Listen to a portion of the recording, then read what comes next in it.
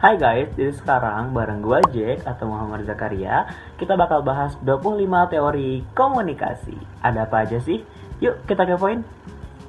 Pertama, ada teori jarum suntik, yaitu media dianggap mampu mempengaruhi audiens secara langsung dan kuat. Contohnya, hoax kesehatan yang disebar di grup WhatsApp langsung dipercaya oleh banyak orang. Dua, teori agenda setting. Media tidak memberitahu apa yang harus kita pikirkan, tapi apa yang perlu kita pikirkan. Contoh, media terus memberitakan isu kenaikan BBM, sehingga masyarakat menjadikannya topik utama. Tiga, teori use and gratification, yaitu audiens aktif memilih media sesuai kebutuhannya. Contohnya, aku sebagai mahasiswa lebih memilih YouTube daripada TikTok untuk belajar karena lebih mudah dipahami. Keempat, teori kultivasi, yaitu penonton TV jangka panjang terbentuk persepsinya oleh tayangan. Contohnya, seiring menonton berita kriminal membuat orang merasa dunia makin berbahaya.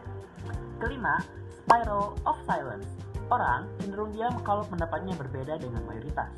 Contohnya, netizen tidak berani nge-tweet atau posting pendapat ketika pendapatnya itu minoritas. Seperti itu, teman-teman. Selanjutnya, ada teori two-step flow, yaitu opini publik dipengaruhi oleh opinion leader sebelum menyebar ke masyarakat. Contohnya, influencer mereview produk, followers akan ikut membelinya. Selanjutnya ada teori gatekeeping, yaitu media menyerang informasi sebelum dipublikasikan. Contohnya, redaksi berita memilih mana berita yang layak tayang. Selanjutnya, teori framing, yaitu media membentuk cara pandang dengan sudut pandang tertentu.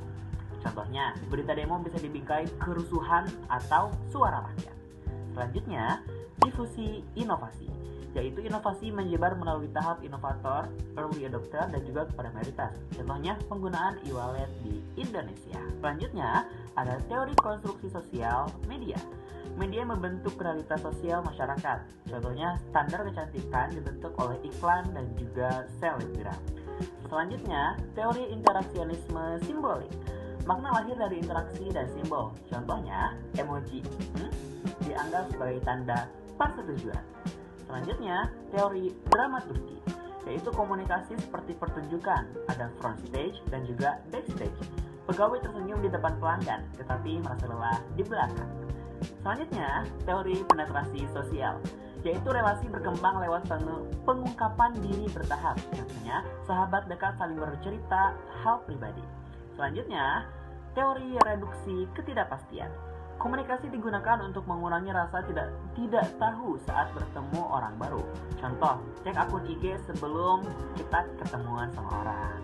Selanjutnya, teori pertukaran sosial. Relasi dinilai dari untung rugi. Contohnya, memutuskan hubungan toksik karena tidak menguntungkan secara emosional.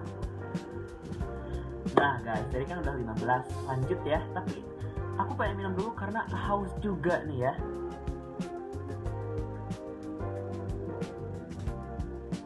Lanjut. Selanjutnya, teori ke-16, teori cognitive dissonance, yaitu orang merasa tidak nyaman jika keyakinan dan perilakunya bertentangan. Contoh, perokok tahu merokok berbahaya tetapi tetap merokok. Terus kemudian dia pasti akan mencari pembenaran. Selanjutnya, teori atribusi. Kita menilai perilaku orang dari faktor internal ataupun eksternal. Contoh, teman telat dianggap pemalas, padahal sebenarnya dia kena macet. Selanjutnya, teori persuasi elaboration likelihood model. Ada dua jalur persuasi, yaitu jalur pusat dan juga jalur periferal. Contoh, jalur pusat, memilih laptop karena spesifikasi. Jalur periferal, beli karena iklannya keren. Kayak gitu kan. Selanjutnya, teori media richness. Media berbeda kemampuan dalam menyampaikan pesan. Contoh, negosiasi lebih efektif lewat tatap muka dibanding melalui email. Selanjutnya, teori ketergantungan medis. Masyarakat semakin bergantung pada media saat terjadi krisis. Contoh, warga terus memantau berita saat ada terjadi bencana. Seperti itu. Oke, 5 teori lagi nih guys. Yaitu selanjutnya teori silent majority. Kelompok besar diam tetapi menentukan saat akhir. Contoh, pemilih yang tidak vokal tiba-tiba mendominasi hasil pemilu. Contohnya kayak Pilpres kemarin guys. Selanjutnya ada teori agenda building, yaitu agenda media dibentuk oleh politisi, birokrasi, dan interest group. Contohnya, pemerintah mengundang media untuk konferensi pers isu tertentu. Selanjutnya, teori parasocial interaction. Penonton merasa dekat dengan tokoh media meski tidak saling mengenal. Contoh, fans merasa idol kita mengerti dirinya gitu. Kayak orang kalau kita ngefans sama orang, kita tuh merasa kayak kita kayaknya kenal deh, padahal kan aslinya tidak ya. Selanjutnya, teori third person effect, yaitu orang menganggap media mempengaruhi orang lain, tapi bukan dirinya. Contohnya, hoax mah orang lain yang terpengaruh, bukan gua. Selanjutnya, teori yang terakhir yaitu teori media system dependency. Hubungan masyarakat media semakin kuat saat kompleksitas sosial meningkat. Contohnya, saat pandemi, masyarakat sangat bergantung pada update kasus harian.